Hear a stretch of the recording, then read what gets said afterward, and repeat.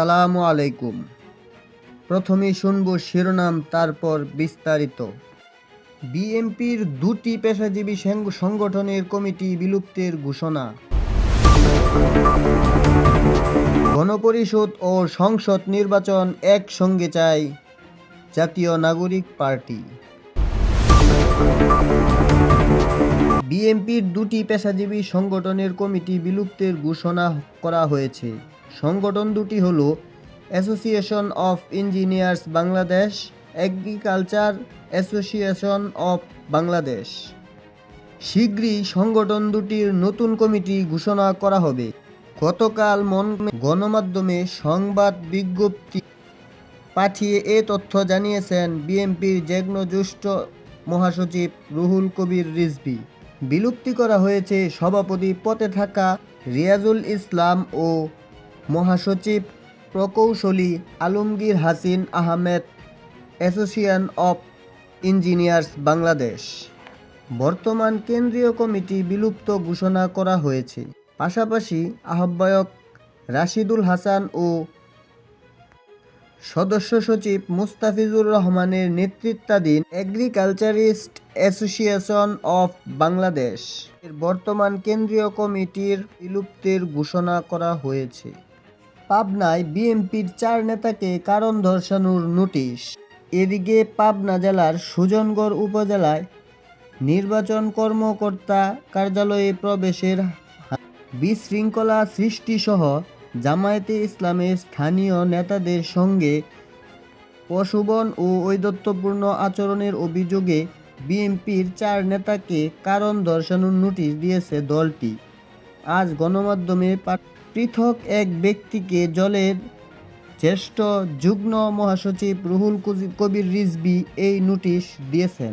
এই ঘটনায় উপজেলা বিএনপির সাবেক যুব ক্রীড়া সম্পাদক মুজিবুর রহমান, পৌর যুবদলের যুগ্ম আহ্বায়ক বাবু খা, বিএনপির নেতা মোহাম্মদ মনির খা এবং এনএ কলেজের ছাত্রদলের সভাপতি মোহাম্মদ শাকিল খানকে আগামী 24 ঘন্টার মধ্যে নোটিশের জবাব দিতে বলা হয়েছে। গণপরিষদ ও নির্বাচন একসাথে চায় জাতীয় নাগরিক পার্টি। সেকেন্ড রিপাবলিক প্রতিষ্ঠায় নতুন সংবিধান প্রণয়নের জন্য জাতীয় নাগরিক পার্টি এনসিপি যে গণপরিষদ নির্বাচনের দাবি করেছে, সেটা সংসদ নির্বাচন সহ একসঙ্গে হতে পারে বলে মনে করে দলটি। দলের আহ্বায়ক নাহিদ ইসলাম গতকাল মঙ্গলবার বিষয়টি সামনে এনেছেন। নাহিদ ইসলাম বলেছেন, গণপরিষদ নির্বাচন ও জাতীয় সংসদ নির্বাচন একসঙ্গে হতে পারে। এর মাধ্যমে নতুন কাঠামো ও নতুন বাংলাদেশ গড়ে তোলা সম্ভব হবে।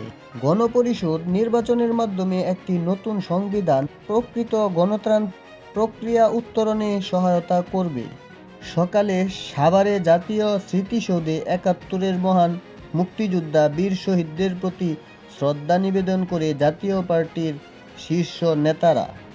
এরপর নাহিদ ইসলাম দলের নেতাদের নিয়ে ঢাকার রায়বাজার কবরস্থানে গণঅভ্যুত্থানের ছাত্র শহীদদের কবর জিয়ারত করেন। উভয় স্থানে নাহিদ ইসলাম গণমাধ্যমের সামনে কথা বলেন। স্মৃতিসৌধ শ্রদ্ধা নিবেদনের পর এনসিপির আহ্বায়ক নাহিদ ইসলাম বলেন, পুরনো সংবিধান ও পুরনো শাসন কাঠামো রেখে একটি নতুন বাংলাদেশ নির্মাণ সম্ভব নয়। কেবলমাত্র সরকার পরিবর্তন করেই জনগণের কল্যাণ ও প্রকৃত গণতন্ত্র বাস্তবায়ন সম্ভব নয়।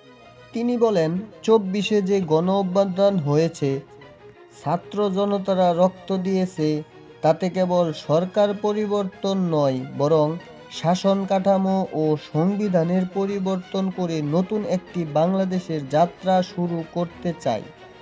সেখানে প্রকৃত গণতন্ত্র ও ইনসাফ ও সমনিসাব করা সম্ভব হবে।